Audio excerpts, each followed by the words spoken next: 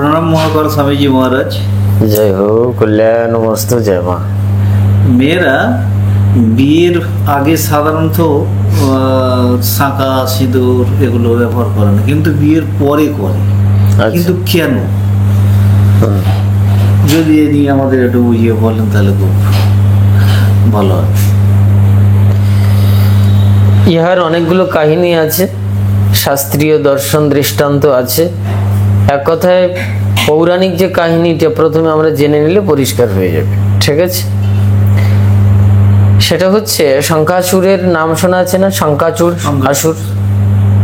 এই শঙ্খাচূড়ের ওখান থেকে এসেছে শঙ্খ বা শাখা, এটা পৌরাণিক সিদ্ধান্ত, ঠিক আছে? ঐতিহাসিক সিদ্ধান্ত আছে, রাজনৈতিক সিদ্ধান্ত আছে, বামেরা কি বলছে, ঠিক আছে, ইতিহাস কি বলছে, খনন বিদ্যা কি বলছে, ভাস্কর্য বিদ্যা কি বলছে, অনেক তথ্য আছে। এবং বর্তমান ল কোড কি বলছে, অর্থাৎ সংবিধান কি বলছে, জজ ব্যারিস্টার আছে যারা, তারা কি বলছে, এরকম অনেক ঘটনা আছে। তো যাই হোক, তো এই শঙ্খাচূড় আসুর ছিল বিষ্ণু বিরোধী, ঠিক আছে? যদিও তিনি পূর্বজন্মের বিষ্ণু ভক্ত, পার্শ্বদ পরিকর যাই বলুন। তো যাই হোক, ওনার স্ত্রী ছিল তুলসী দেবী। তো শঙ্খচূড়কে হত্যা করা হয় একটা সময়, বা ভগবান বিষ্ণু তাকে হত্যা করেন, অর্থাৎ বধ করেন, করে ভারত মহাসাগরে নাকি ফেলে দিয়েছিল, ঠিক আছে? এবার ভগবতী তুলসী দেবী, মানে পরবর্তীকালে ভগবতী তুলসী দেবী, তার পূর্বে ছিলেন শঙ্খাচূড় অসুরের স্ত্রী। এই তুলসী দেবী তখন স্বামীর প্রতি অত্যন্ত ভক্তি ছিল, শ্রদ্ধা ছিল, ভালোবাসা ছিল, আস্থা ছিল। তো তিনি কঠোর তপস্যায় নিমগ্ন হলেন এবং নারায়ণ বা বিষ্ণুর কাছ থেকে বর প্রার্থী হলেন যে আমার স্বামীর অমরত্ব চাই, আমিও অমরত্ব চাই। যে কোনোভাবে মনোবাঞ্ছা পূর্ণ করলো ভগবান নারায়ণ বা বিষ্ণু। যাই হোক, এই শঙ্খাচূড়ের দেহের যে অস্থি অর্থাৎ হাড়, সেখান থেকে তৈরি হলো নাকি শঙ্খ, ঠিক আছে? এখানে একটি প্রশ্ন আসবে, শঙ্খাচূড়ের হাড় থেকে যদি শঙ্খ হয়, তাহলে এর আগে যে নারায়ণ বা বিষ্ণু ছিলেন, চতুর্ভুজ নারায়ণ বা বিষ্ণু, তার হাতে তো শঙ্খ চক্র গদা পদ্ম দেখা যায়, তখন কি তাহলে শঙ্খ ছিল না? ঠিক তাই তো। যাই হোক, এখন ছিল কিনা ছিল না, এই গল্পটাকে যদি বাস্তব মনে করা হয় যে শঙ্খচূড়ের অস্থি বা হাড় থেকে শঙ্খ উৎপন্ন হয়েছে, তাহলে ভগবান বিষ্ণুর হাতে এই সময়ের আগে, শঙ্খচূড়ের মৃত্যুর আগে তার হাতে শঙ্খ ছিল না, এটা প্রমাণিত হয়। কিন্তু এই সিদ্ধান্ত সঠিক কি করে হলো? কারণ বিষ্ণু পুরাণের বা বিষ্ণু তত্ত্ব সম্পর্কে, বিষ্ণু কাহিনী সম্পর্কে সুপ্রাচীন কাল থেকে, অনাদি সভ্যতা থেকে আমরা জানতে পারি ভগবান বিষ্ণুর হাতে শঙ্খ চক্র গদা পদ্ম এই চারটি জিনিস রয়েছে। কিন্তু পৌরাণিক কাহিনীতে উঠে এসেছে, এটা একটি বিতর্কিত বিষয়, ঠিক আছে? এবার এই তর্কের উত্তর দিতে গেলে অনেক দূর চলে যাবে, আসল কাহিনী আর বলা সম্ভব নয়, তাই আমি মাঝখানে একটু উল্লেখ করে গেলাম। এবার তুলসী দেবী, ঠিক আছে, এই তুলসী দেবীর কারণে এই ঘটনা ঘটলো। শঙ্খ বা পলা অর্থাৎ শাখা, শঙ্খ শাখা উচ্চারণ প্রায় একই, ঠিক আছে? এইবার সত্যি সত্যি আমরা এখন সভ্যতার যুগে দেখতে পাই শঙ্খ কেটে কিন্তু শাখা তৈরি করা হয়, তাই তো? এবং এই শঙ্খ সমুদ্রেই উৎপন্ন হয়। এইবার এই শঙ্খ নারায়ণের হাতে যদি আগে না থাকে, শঙ্খচূড়ের এখান থেকে আসে, তাহলে এখানে কি মেলবন্ধন আছে আর কি বৈপরীত্য আছে, এর উত্তর আমি এখনই সহজ করে দিয়ে যাচ্ছি। নারায়ণ ক্ষীরোৎসাহী বিষ্ণু, কারণর্ণোৎসাহী বিষ্ণু, অনেক বিষ্ণু আছে, গর্ভদক্ষায়ী বিষ্ণু, ঠিক আছে?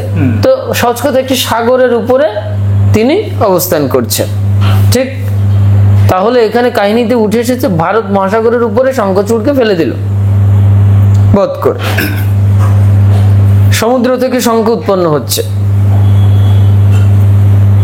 নারায়ণ আবার সমুদ্রে থাকছে,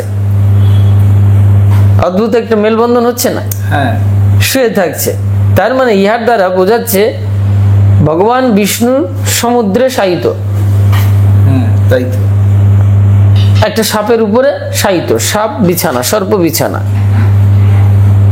কিন্তু সমুদ্রের সাথে ওতপ্রোতভাবে জড়িত। আবার সেই সমুদ্র থেকে উৎপন্ন হচ্ছে শঙ্খচূড় তথা তার হাড় থেকে শঙ্খ। এইটাকে যদি আমরা ব্যাখ্যা করি তাহলে কমপ্লিটলি বুঝতে পারছি যে বিষ্ণুর বিছানা সমুদ্র, সেখান থেকে আবার তৈরি হচ্ছে শঙ্খ, মাঝখানে শঙ্খচূড় ঢুকেছে, বিষ্ণুর আবার একটি জিনিস হাতের একটি প্রতীক চিহ্ন শঙ্খ। ইহার সবকিছু মিলিয়ে দেখা গেল আগে পিছে কোনো হিসেব হয় না, সমুদ্র থেকে উৎপন্ন হয় শঙ্খ, যা বিষ্ণুর সাথেও সম্পৃক্ত আবার শঙ্খচূড়ের সাথেও সম্পৃক্ত, কোনোটাকে আবার ফেলে দেওয়া যাচ্ছে না। যাই হোক, এইভাবে আসলে শঙ্খ তত্ত্ব পৌরাণিক সিদ্ধান্ত অনুসারে। ব্রহ্মাণ্ড পুরাণ, ব্রহ্ম পুরাণ, সেখানে বা অনেক বৈদিক সিদ্ধান্তেও অনেক জায়গায় উঠে এসেছে, নিয়ে বিতর্ক আছে, সিন্দুরের কথা উঠে এসছে, হ্যাঁ সিন্দুরের কথা উঠে এসছে। তার আগে একটি কথা বলে রাখি, যারা এই সিন্দুর বা শাখা বিরোধী, অনেক নারীরা আজকাল এটা খুলে ফেলেছেন, অত্যাধুনিক, ইহা তাদের ব্যক্তিগত ব্যাপার, ইহা তাদের স্বাধীনতার ব্যাপার। তুমি পড়তে পারো, নাও পড়তে পারো, তুমি কাপড় শরীরে রাখতেও পারো, নাও রাখতে পারো, এটা তোমার ব্যক্তিগত ব্যাপার। তবে সমাজ বা সংস্কৃতি বলে একটি কথা আছে, সমাজ এবং সংস্কৃতি মানতে হয়, আপনি এটাকে উপেক্ষা করতে পারেন না, কারণ আপনি সমাজে আছেন। আর সমাজের ভেতরে সব থেকে উৎকৃষ্ট বস্তু কি? সংস্কৃতি, তাই না? সংস্কৃতি, সংস্কার, এগুলোকে অস্বীকার করা যায় না। সেই দাড়িপাল্লায় যদি পরিমাপ কাঠিতে আনা হয়, মাপা হয়, তাহলে সংস্কৃতিকে অস্বীকার করা যায় না। তাই যারা স্বাধীনতার নামে উগ্র চণ্ডাল হয়ে উঠছেন, হ্যাঁ, কাপড় খুলতে খুলতে কোথায় চলে যাচ্ছে, শাখা সিঁদুর খুলতে খুলতে কোথায় চলে যাচ্ছে টের পাচ্ছে না, কোনো সংস্কৃতি তার থাকছে না, কোনো সভ্যতা থাকছে না, শালীনতা, ডিসেন্সি, হ্যাঁ, মরালিটি, এগুলো থাকছে না। শুধুই আমি এখন অত্যাধুনিক এবং এগুলো কুসংস্কার বলে উড়িয়ে দিতে গিয়ে আমি নিজেই একটি কুসংস্কারের জন্য, অর্থাৎ সংস্কারের বাইরের অসংস্কৃতি লোক হয়ে যাচ্ছে, অর্থাৎ সংস্কৃতিবিহীন ব্যক্তি, যার নাম হচ্ছে শূদ্র, শাস্ত্রের পরিভাষা। আচ্ছা, সংস্কৃতিবিহীন ব্যক্তিকে বলা হয় শূদ্র, মানে নিজ প্রকৃতির মানসিকতা, যেখানে শালীনতা নেই, মর্যাদা নেই, আস্থা নেই, বিশ্বাস নেই, মোরালিটি নেই, নৈতিকতা নেই, সংস্কৃতি নেই, সহজ কথা, সংস্কার নেই। তো যাই, সেটা তাদের ব্যক্তিগত ব্যাপার। এবার বিষয়বস্তু হচ্ছে, মূল ঘটনা একটি বামপন্থী নীতি নির্ধারণ অনুসারে এসেছে, যেটাকে সহজ কথায় বলা হয় ইতিহাস। বলে কি? বলে একটা সময় পুরুষতান্ত্রিক সমাজ ছিল, নারীরা ছিল স্বাধীন। কিরকম স্বাধীন? যৌন স্বাধীন। কিরকম যৌন স্বাধীন? স্বেচ্ছাচারী জীবনযাপন করে বেড়াতে, যেমন ওয়েস্টার্ন কালচার, ইউরোপিয়ান কালচার, সেখানে মেয়েদের বা ছেলেদের স্বাধীনতা, তারা ইচ্ছা করে ফ্রি সেক্সুয়াল দুনিয়া। এই নারীদের ক্ষেত্রে এটা ছিল, বাস হয়ে গেল ঘটনা। তখন দেখলো কি যে নারীরা যথেচ্ছারি করে বেড়াচ্ছে, এ তো কোনো নিয়ন্ত্রণে থাকছে না, কে কার কাছে যাবে, কে কি করবে। লাস্টে দেখলো কি যে তো সমস্যা ঘটিয়ে ফেলছে। তখন এইবার কি করলো, ওই নারীকে এক একটা করে ধরলো, ধরে নাকি তাদের কপালে অস্ত্র দিয়ে কেটে দিল, বলে আজ থেকে তুই আমার। কেউ কেউ আবার দেখাচ্ছে যে পাথরে মোটামুটি ঘা দিয়ে এরকম করে, দেখেন না দুই একজন আজকাল ঠাকুর ঘরে মন্দিরে গিয়ে এরকম কপাল দিয়ে গুঁতো দেয়, ঠিক আছে, আছে এরকম পার্টির লোক আছে। এবার গুঁতো দিয়ে রক্ত বেরিয়ে যায়, তখন এবার চিহ্নিত হলো, এই তোর কপালে ক্ষত চিহ্ন, আজ থেকে তুই আমার, অন্য কারো কাছে যাবি না। এটা হয়ে উঠলো প্রতীক। তাই প্রতীক চিহ্ন দিয়ে কোনোদিন তার যৌন অসভ্যতা আটকানো যায়? এটা তো প্রবৃত্তির ব্যাপার। যাই হোক, বাম জামানার বা বাম ইতিহাস বা ইতিহাসের এই যে অত্যাধুনিক যুক্তি, এগুলো কিন্তু গ্রহণযোগ্য নয়, তবু ইতিহাস এটা বলেছে। এইবার দেখা যাচ্ছে ভারত ভূমির ক্ষেত্রে বৈদিক সভ্যতার যুগে এটা আবিষ্কৃত হলো যে তাদের কপালে ওই নারীকে অধিকার করে রাখার জন্য একটি চিহ্ন তৈরি করে দেওয়া, পুরুষতান্ত্রিক সমাজের ক্ষেত্রে। আজ থেকে নারী তুমি আমার হয়ে গেলে, আজ থেকে তুমি অন্য কোথাও যেতে পারবে না। তাই এটাকে পৃথিবীর অন্য কোনো ইতিহাসে পাওয়া গেল না খুঁড়ে? হ্যাঁ, খুঁড়ে পাওয়া গেছে। কোথায়? বেলুচিস্তানে একটা জায়গায় পাওয়া গেছে, উৎখনন করে দেখা গেছে সেখানে একটি বিগ্রহ পাওয়া গেছে সুপ্রাচীন কালের। সেই বিগ্রহের কপালে একটি রক্তিম চিহ্ন, অর্থাৎ লাল সিন্দুরের চিহ্ন, এরকম টাইপের। বুঝে গেল? তাহলে সেখানে পাওয়া গেছে এই বিগ্রহের কপালে সিন্দুরের একটি চিহ্ন, যদিও সেটা অস্পষ্ট, বিতর্কিত বিষয়, কিন্তু এরকম একটি ধারণা করা হয়েছে। এবং কেউ বলছেন যে না, এগুলো বৈদিক সিদ্ধান্তের ভেতরে নেই, সিন্দুর আদি এরকম কিছু নেই। কিন্তু কিছু কিছু অভিধান যদি দেখা যায়, ঠিক আছে, বিখ্যাত বিখ্যাত কিছু অভিধান আছে, সংস্কৃত অভিধান আছে, ঠিক আছে, বাণভট্টের লেখনীতে এই সিন্দুরের কথা উঠে এসেছে। ভগবান শঙ্করাচার্যার সৌন্দর্য লহরী ইহাতে উঠে এসেছে। সৌন্দর্য লহরী, সৌন্দর্য লহরী জানা আছে? হ্যাঁ মহারাজ, আপনি আমাদেরকে বলেছিলেন এর পূর্বে। না না, সৌন্দর্য লহরী তো মাঝে মাঝে বাজিয়ে শোনাই। ভগবান শঙ্করাচার্যের যে সৌন্দর্য লহরী, আমি বলি না যে দারুণ, ওহ কি অপূর্ব মায়ের সম্পর্কে লেখা, সেখানে সিন্দুরের শব্দটি উঠে এসেছে। যদিও ইতিহাসে অষ্টম শতকের কথা এটা বলছে, এখানে একটা বিতর্কিত বিষয় আছে, শঙ্করাচার্য অষ্টম শতকে এসছেন না তার আগে এসছেন, যাক সেটা ছেড়ে দিন। তার মানে এই লেখাগুলো উঠে এসেছে। একটি বিখ্যাত সংস্কৃত গ্রন্থ অভিধান, সেখানে উঠে আসছে, বাণভট্টের লেখাতে উঠে আসছে, ইতিহাসে উঠে আসছে। শুধু পিতৃতান্ত্রিক, পুরুষতান্ত্রিক, মাতৃতান্ত্রিক এসবগুলো বলে অনেক বিক্ষিপ্ত বিতর্ক এসেছে। মহাভারতে আমরা শুনতে পাই, বাস্তবিক ইহা নিয়ে বিতর্ক আছে। দ্রৌপদী সিন্দুর মুছে ফেলল, এরকম সব নানান ঘটনা আমরা শুনতে পাই। এক্ষেত্রে মহারাজ একটুখানি বলতে চাইছি, আমরা যেটা শুনি বা যেটা আমরা সামাজিকভাবে বা মা কাকিমা সবার কাছ থেকে শুনে এসেছি, যে সিঁদুর নাকি পড়া হয় স্বামীর মঙ্গল কামনায়। হ্যাঁ, সেখানে যাচ্ছি মঙ্গল কামনায় একটি শব্দ এসছে। আমি তো ওটা পরে যাব। সিন্দুর কেন পরে? অনেকে বলবেন এক বাক্যে প্রশ্ন করলেন, এত উত্তর দেওয়ার কি আছে, এক বাক্যেই বলুন না। এগুলো হচ্ছে গর্দবের মতো কথাবার্তা, আর কিছুই না। তো এর বিশদ বর্ণনা, ইহার বিশদ বর্ণনা, সাইন্টিফিক ব্যাপার কি, ঠিক আছে। তো যাই হোক, এখন কথা হচ্ছে যে যেগুলো নেগেটিভ বিষয়বস্তুগুলো এইরকম ভাবে এসেছে। দ্রৌপদী সিঁদুর মুছে ফেলল। হ্যাঁ, এরকম ভাবে মহাভারতে, রামায়ণে অনেক জায়গায় এই জিনিসগুলো উঠে এসেছে, কিন্তু এটা নিয়ে বিতর্ক আছে। বাস্তবিক শাস্ত্রে এটা আছে কিনা বা ছিল কিনা এ বিষয় নিয়ে বিতর্ক আছে। কিন্তু একটা সময় মাতৃতান্ত্রিক সমাজ ব্যবস্থা ছিল, এটা স্বীকার্য। আবার একটা সময় পুরুষতান্ত্রিক হয়ে উঠলো, এটাও স্বীকার্য। তো কখন কোন ভাবে কিভাবে এটা এসেছে, এটা এক বাক্যে বলা যায় না।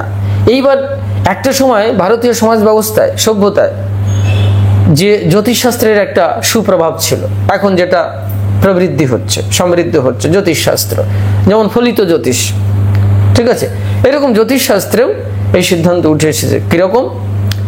মঙ্গল গ্রহ, মঙ্গল গ্রহ হচ্ছে লাল, লাল অর্থাৎ যখন কোনো নারীর কপালে সিঁথিতে, অ্যাকচুয়ালি সিঁথিতে সিঁদুর দিয়ে দেওয়া হচ্ছে, ঠিক আছে, এই সিঁদুর দিয়ে দেওয়ার অর্থ দাঁড়াচ্ছে এখানে হচ্ছে মঙ্গল গ্রহকে নিয়ন্ত্রক শক্তি হিসেবে কাজ করছে। এটা জ্যোতিষ সিদ্ধান্ত অনুসারে। আবার কেউ তর্জনী দিয়ে পড়বেন, কেউ মধ্যমা দিয়ে পড়বেন। যদি মধ্যমা দিয়ে পড়ে তাহলে আয়ু বৃদ্ধি পাবে, যদি তর্জনী দিয়ে পড়ে, এই প্রতীকগুলো এইভাবে এসেছে। এর বিজ্ঞান আরো কতটুকু কি আছে, যদি আমরা শঙ্করাচার্যের ওই সিদ্ধান্তটাকে জানি তাহলে পরিষ্কার হয়ে যাবে।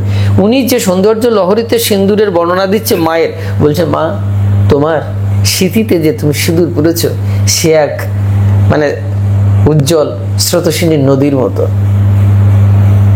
বর্ণনা দিচ্ছে।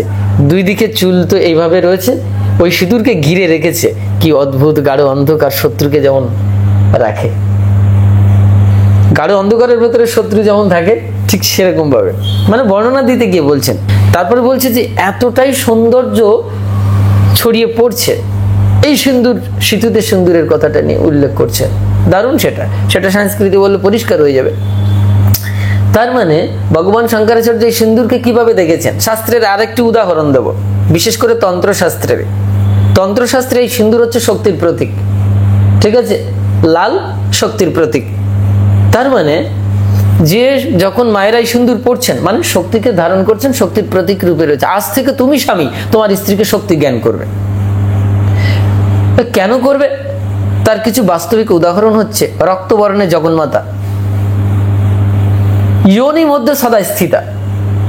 একটি বৈষ্ণবীয় তন্ত্রশাস্ত্র বা তন্ত্রশাস্ত্রে এটা আছে, রক্তবর্ণে জগন্মাতা। এই রক্তকে নিয়েই কিন্তু ঘটনা। রক্ত কি? লাল। মায়েদের ঋতুস্রাব থেকে শুরু করে সন্তান উৎপাদনের সময়, সন্তান বেরোনোর সময় সমস্ত জায়গায় একটা রক্তের সাথে সম্পৃক্ত, ঠিক আছে। এই জন্য বলছে রক্তবর্ণে জগন্মাতা, রজ শক্তি। কামাখ্যা মাইয়ার রথ শক্তি, ইহার উদ্দেশ্য হচ্ছে, এটা হচ্ছে শক্তির প্রতীক হিসেবে ব্যবহার করা হয়েছে। এবার আমরা যদি দেখি মায়েরা কেন বিবাহের পরে এই সিঁদুর পরবেন বা শাখা পরবেন, বৈজ্ঞানিক দৃষ্টিকোণ থেকে সুপ্রাচীনকালের সভ্যতায় এই সিঁদুর তৈরি হতো হলুদ মিশ্রিত একটি লাল রং দিয়ে মিশিয়ে গাঢ় লাল হতো, সেটা একটি ভেষজ আয়ুর্বেদিক প্রোডাক্ট হয়ে যেত। আয়ুর্বেদিক সিদ্ধান্তে আবার এই সিঁদুরের কথা উঠে এসেছে। এইবার যদি তুমি সীসা মিশ্রিত সিঁদুর দাও, সেটা কিন্তু আবার নিষিদ্ধ, সেটা ক্ষতিকারক, যেটা বর্তমান আধুনিক যুগে সীসা মিশ্রিত সিঁদুর পড়লে যা ক্ষতিকারক। এই যে আয়ুর্বেদিক সিদ্ধান্ত, জ্যোতিষ সিদ্ধান্ত, ঐতিহাসিক বাম সিদ্ধান্ত, হ্যাঁ, পুরুষতান্ত্রিক মাতৃতান্ত্রিক সিদ্ধান্ত, একটা সময় যেমন ছিল পলিগ্যামি, মনোগামী, এক বিবাহ, বহু বিবাহ, মানে একজন নারী অনেক পুরুষকে বিবাহ করত, বহু জায়গায় যাতায়াত করতো, দ্যাট ইজ কল্ড বর্তমান সময়ে বেশ্যাবৃত্তি। কিছু মনে করবেন না মায়েরা, আমি বেশ্যাবৃত্তিটাকে বললাম শব্দটা, তাদেরকে মা জ্ঞান করেই বলছি। এরকম ভাবে একটা সমাজ ব্যবস্থা ছিল। এইবার তাদেরকে নিয়ন্ত্রণের জন্য এটা আবার ব্যবহার করা হচ্ছে। আবার জ্যোতিষ সিদ্ধান্ত অনুসারে কি বলছে, মঙ্গলকে নিয়ন্ত্রণ শক্তি হিসেবে। শাখা পলাটা কিসের প্রতীক? সাদা, শ্বেত বর্ণের, শুভ্র, তোমার জীবনকে শুভ্র অর্থাৎ শ্বেত বর্ণের করো, অর্থাৎ নির্মল করো। আবার এই যে শঙ্খের কিন্তু বিরাট উপকারিতা রয়েছে। শঙ্খের ভেতরে রয়েছে ব্রহ্মনাদ ধ্বনি, তার অনেক শেপ রয়েছে। তার প্রতীক স্বরূপ তুমি সেই ব্রহ্মনাদকে ধারণ করো। অর্থাৎ তুমি যখন বিবাহ করছো, পুরুষের সংস্পর্শে গেলে, অর্থাৎ একটি নারী পুরুষকে ধরে, নরকে ধরে পরিপূর্ণতা লাভ করে, ঠিক কিনা? আবার একটি পুরুষ নারীকে ধরে পরিপূর্ণতা লাভ করে। এই প্রক্রিয়ায় উঠে এসেছে পুরুষ প্রকৃতির, নর এবং নারীর বা স্বামী এবং স্ত্রীর একটি সুন্দর বিবাহ ব্যবস্থা। দশম সংস্কারের ভেতরে বা ষোড়শ সংস্কারের ভেতরে বিবাহ একটি সংস্কার, এটা তো অস্বীকার করা যায় না। যদি বিবাহ সংস্কার থেকে থাকে, তাহলে বিবাহ সংস্কারের ভেতরে আর কি কি কম্পোজিশন আছে, কি কি উপকরণ আছে, সেগুলোকে অবশ্যই মানতে হবে। সেটা একটি সংস্কৃতি। আপনি বলতে পারেন শাস্ত্রে এটা নেই, বিতর্ক আছে, যাই বলুন, কিন্তু এটা একটি অদ্ভুত সংস্কৃতি হয়ে দাঁড়িয়েছে। যে সংস্কৃতি আমাদের সভ্যতা শেখায়, শালীনতা শেখায়, নৈতিকতা শেখায়, আমাদের বৈধব্যতা শেখায়। মানে তুমি যে বিধবা হয়ে গেছো সেটাওকে বুঝিয়ে দিচ্ছে এই সিন্দুর বা শাখা। আজ থেকে তুমি কিন্তু স্বামীহারা হলে, এটাকে নিয়ে অনেকে বিতর্ক করতে পারে। এই জন্য তো বিধবা বিবাহ আবার শুরু হলো, চালু করলেন। এখানে সত্যিকার অর্থে যদি আমরা দেখি, শাস্ত্রে যে জিনিসগুলো উঠে আসে না, সংস্কৃতিতে, সংস্কারে যে জিনিসগুলো উঠে আসে, এগুলো এক একটি প্রতীক চিহ্ন। একটি শাখা পড়লেই সে ধবল গরুর মতো হয়ে যাবে না, যাবে কি? একটি শাখা পড়লেই, শঙ্খ নিলেই সে কিন্তু বিষ্ণু হয়ে যাবে না, কিন্তু একটা প্রতীক রূপে ব্যবহার করতে করতে করতে করতে তার ভেতরে ওই রেজোনেন্সটা, ওই অনুরণন, ভাইব্রেশনটা তৈরি হয়। মহারাজজি, বলা হয় শাখা পড়লে, মেয়েদের ক্ষেত্রে শাখা পড়লে নাকি আচরণ শান্ত হয়, পবিত্রতা কাজ করে। এইটাও যে এই যে পবিত্রতা বা শান্ত হয়, দেখো ওই যে বাম দর্শন অনুসারে বা ঐতিহাসিক সিদ্ধান্ত অনুসারে তারা বলছে এই যে কোমরে, তখনকার সময় মেয়েদেরকে বেড়ি দিয়ে রাখা হতো, কোমর বেড়ি, হাতে লোহা দিয়ে, হ্যাঁ, বেঁধে রাখা হতো শেকল। এই লোহাটা পরবর্তীতে হয়ে গেছে নোয়া। কোমরে বেড়ি, শাস্ত্রে যেটাকে বলা হয়েছে কোটি দেশে এটাকে কি বলা হয়? কোমর বন্ধনী। অর্থাৎ কিছু যুক্তিবাদীগণ যুক্তি দিচ্ছেন যে মেয়েরা তখন ছিল যথেচ্ছারী, হ্যাঁ, পলিগামী, যাই বলো, বহুগামী ছিল, তো তাদেরকে এবার ধরে রাখো, এবার কোমরে হাতে শেকল দিয়ে বেঁধে রাখো। এবার ওই যে শব্দটি প্রয়োগ করলো যে শান্ত ভাবটার প্রতীক। তার মানে অনেক সময় আমাদের যদি ধর্মের 10টি অঙ্গ দেখা হয় তাহলে পরিষ্কার হয়ে যাবে। দম এবং সম। দম মানে হচ্ছে বাহ্য ইন্দ্রিয় নিগ্রহ, সম মানে হচ্ছে অন্তর ইন্দ্রিয় সংযোগ। এবার নারীকে সংযম করতে গেলে এবার জোর করে এবার বাইরের ইন্দ্রিয়কে বেঁধে রাখা হচ্ছে, আমি যাব না। কেউ কেউ যুক্তি দেখান যে তুমি যদি গলায় তুলসীর মালা দিয়ে রাখো আর কপালে তিলক করো, মানে সাধু বেশে থাকো, তুমি হঠাৎ করে কি একটা সিনেমা হলে ঢুকতে পারবে? পারবে কি? প্রথমেই কিন্তু ওই চিহ্নটাই ওকে বাধা দিয়ে দিচ্ছে। অর্থাৎ নারীদের কোমরে বেড়ি বা হাতে লোহা দিয়ে বেঁধে রাখা, ওইখানেই কিন্তু আর ওর যথেচ্ছারই হতে দিচ্ছে না, জোর করে। বাইরের ইন্দ্রিয়কে জোর করে দমন করা হলো, কিন্তু ভেতরের ইন্দ্রিয় তো দমন হচ্ছে না, ধর্মের একটি অঙ্গ। তাহলে সেক্ষেত্রে ওকে ওই সংস্কৃতির ভেতরে প্রবেশ করে বুঝতে হবে ওই নারীকে যে আমি শেকল বেঁধে রেখেছি, ইহার অর্থ হচ্ছে আমাকে নিয়ন্ত্রণ করতে বলছে, আমাকে এবার স্বেচ্ছাতে নিয়ন্ত্রণ করতে হবে, পরের ইচ্ছা থেকে নয়। ঠিক আছে, এরকম ভাবে মনু সংহিতা, মনুস্মৃতি বা মনু দর্শন সিদ্ধান্ত অনুসারে নারীদেরকে এইভাবে ঘোষণা করা হয়েছে। যেমন যেখানে নারীরা পূজিত হয় সেখানে দেবতারা আনন্দ করেন, মনু বলছেন। এই যে নারীকে এবার পুজো করার কথাটা উঠে আসছে, কুমারী যোগিনাং সাক্ষাৎ কুমারী সর্বদেবতা, নারী ত্রৈলোক্য জননী, এগুলো তন্ত্রশাস্ত্রে সিদ্ধান্ত উঠে। নারী যে কখন হঠাৎ করে মা হয়ে যাচ্ছে, কখন কুমারী যোগিনী হয়ে যাচ্ছে, বোঝা যাচ্ছে। তার মানে এইবার যখন আমরা সিন্দুরকে দেখছি, বড় বড় মহাত্মাদের লেখনীতে উঠে আসছে, তার মানে এবার বুঝে নিতে হবে এটা শক্তির প্রতীক হিসেবে কাজ করছে। অর্থাৎ নারীকে এবার শক্তি হয়ে উঠতে হবে। এইবার দেখো, বাচ্চা উৎপাদন করতে গেলে কিন্তু এই রস শক্তির সঙ্গে একটি সংমিশ্রণ ঘটাতে হবে পুরুষ শক্তির, ঠিক কিনা? হ্যাঁ। তারপরে একটি সৃষ্টি চক্র চলবে, প্রজন্ম আসবে। এখন হঠাৎ করে তুমি শুধু বলছো যে আমি শাখা সিন্ধু সব ত্যাগ করে দিলাম, এর কোনো মানে নেই। কিন্তু তুমি তো ভেতরে সেই রক্তবর্ণের জগন্মাতা, সেই রক্ত শক্তিটাকে, রস শক্তিটাকে তুমি অস্বীকার করতে পারছো না, পারছো কি? আর যদি তুমি মনে করো না আমার মাতৃত্ব চাই না, বাচ্চা কাচ্চা চাই না, ওইসব ফালতু, ওই সমস্ত কেওয়াজ কে নেবে, ভেউ ভেউ করবে, বাচ্চা কাচ্চা কান্নাকাটি করবে, ইয়া কি মনুষ্যত্বের পরিচয়? সুতরাং আলটিমেটলি আমরা ফিজিক্যালি এটাকে অস্বীকার করতে পারছি না, সুতরাং সংস্কৃতিকে মেন্টালিও অস্বীকার করা যায় না। সুতরাং ইন্দ্রিয়কে দমনের প্রতীক রূপে লাল বা রস শক্তি বা সিন্দুর শক্তি ওই নারীর ক্ষেত্রে অবশ্যই উপযোগ্য বিষয়, আবশ্যক। তবে আমি বলবো না যে তুমি শুধু সিন্দুর পরে আছো আর বেশ্যাবৃত্তির মতো বেশ্যাবৃত্তি করছো, তাহলে সেটা ঠিক হবে না। মহারাজ, এখানে একটি বিষয় অনেকে এখন বলেন যে সিঁদুর পরলে সেটা ঠিক মস্তিষ্কের ব্রহ্মরন্ধ্র যতখানি রয়েছে, হ্যাঁ, এই আর একটি কথা হলো, আসলে এতে চক্র উন্মোচনে এটার মিনিংটা হচ্ছে, বলছি আমাদের শরীরে অনেক দেবতা আছে, ঠিক আছে? দেহেস্তা সর্বদেবতা, শাস্ত্রে তন্ত্রশাস্ত্রে বলছে। ও একটা প্রশ্ন করেছে, আমি শাস্ত্রের উদাহরণ দিয়ে বলছি। অনেকে বলবেন ইনি শুধুই বলে যাচ্ছেন শাস্ত্রের উদাহরণ দিচ্ছে। এই তো দেহেস্তা সর্বদেবতা, এই দেহের ভেতরে সমগ্র দেবতা রয়েছে, এই দেহের ভেতরে সমগ্র তীর্থ রয়েছে। এটা আমাদের বৈদিক সনাতনী সিদ্ধান্ত এটা ঘোষণা করে, এ অভ্রান্ত সিদ্ধান্ত। তাহলে সমগ্র দেহের ভেতরে দেবতা রয়েছে, তাহলে স্মৃতিতে কে রয়েছে? বলে ব্রহ্মদেব, মানে ব্রহ্মা রয়েছে। আরো যদি সহজ করে দেখি, সিন্দুর টেনে দিয়ে, এখান থেকে টেনে দিয়ে এই পর্যন্ত চলে আসে, আসে না? এই ব্রহ্মরন্ধ্রে গিয়ে ঠেকে যাচ্ছে। এই ব্রহ্মরন্ধ্রে অ্যাকচুয়ালি কি? সহস্রার চক্র। এই যে এখান থেকে টেনে দিচ্ছে, এখানে একটা বিন্দু, এখানে একটা সিন্দুরের ফোঁটা দিচ্ছে তো, এটা আজ্ঞা চক্র, এটা আজ্ঞা চক্র, শক্তির প্রতীক রূপে। অর্থাৎ এই সিন্দুর শক্তি কোথায় রয়েছে? জীবের জননেন্দ্রিয় মূলাধার চক্র, জননেন্দ্রিয় মূলে আর কি। সাধনাটা ওখান থেকে শুরু হবে, পুরুষ নারীকে ধরে ওইখান থেকে সাধনাটা শুরু করবে, এগুলো গুপ্ত কথা। তারপরে যখন ওই শক্তি, রজ বা ওজ শক্তি এবার উপরে টানবে, আলটিমেটলি রস শক্তিকে টেনে পুরুষ কোথায় উঠাবে? এইখানে। তো যে নারী তার স্বামীর এই পৌরুষত্ব, এই ওজশক্তিকে নষ্ট করে দিচ্ছে, নিচে ফেলে দিচ্ছে, তাহলে সে সিন্দুর পরে কি করবে? তার স্বামীত্বকে রক্ষা করতে পারবে?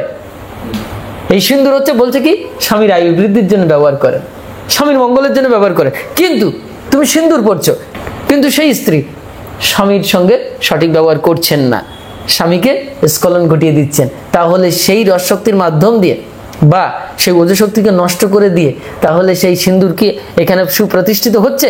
রজ শক্তি কি সুপ্রতিষ্ঠিত হচ্ছে? তাই কুলকুণ্ডলিনী শক্তি হচ্ছে রস শক্তির প্রতীক, শক্তির প্রতীক। তাকে টেনে যখন জীব এখানে তুলবে, তাই নারী বোঝাচ্ছে, হে স্বামী তুমি টেনে এখানে তোলো, তার প্রতীক রূপে আমি তোমার কপালে, মানে আমি আমার এখানে অবস্থান করছি, তুমি এখানেই থাকবে, নিচে যেও না, তাহলে হবে তুমি ভোগী, তুমি হবে আসামি, আর স্বামী থাকলে না।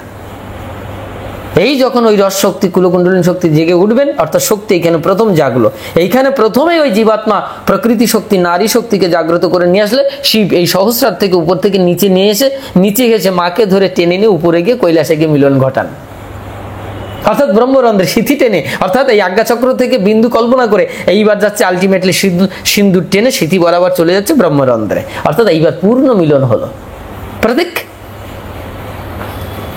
এই জন্য কি মহারাজ আমরা দেখেছি নতুন বিবাহ যাদের হয় সেই মেয়েদের ক্ষেত্রে একেবারে আজ্ঞাচক্র থেকে ব্রহ্মরন্ধ্র অব্দি স্মৃতি টানাই থাকে, এটা একটা 10 দিন পরে মোটামুটি আস্তে আস্তে কমতে কমতে আর কিছুই থাকে না। হ্যাঁ, বিষয় বিয়ের রাত্রিতে জায়গায় একটা 22 হাতে শাড়ি পরিয়ে দিয়েছিল, তারপরে পরের দিন থেকে একদিন 2 দিন মাইনাস হতে হতে 22 ডিগ্রিতে চলে গেল, -22 ডিগ্রি 22 দিন আর কি হতে হতে দেখা গেল যে আর ওই সেই 22 হাতের কাপড় আর খুঁজে পাওয়া যাচ্ছে না, কি খুঁজে পাওয়া যাচ্ছে কে জানে, ভগবান জানে।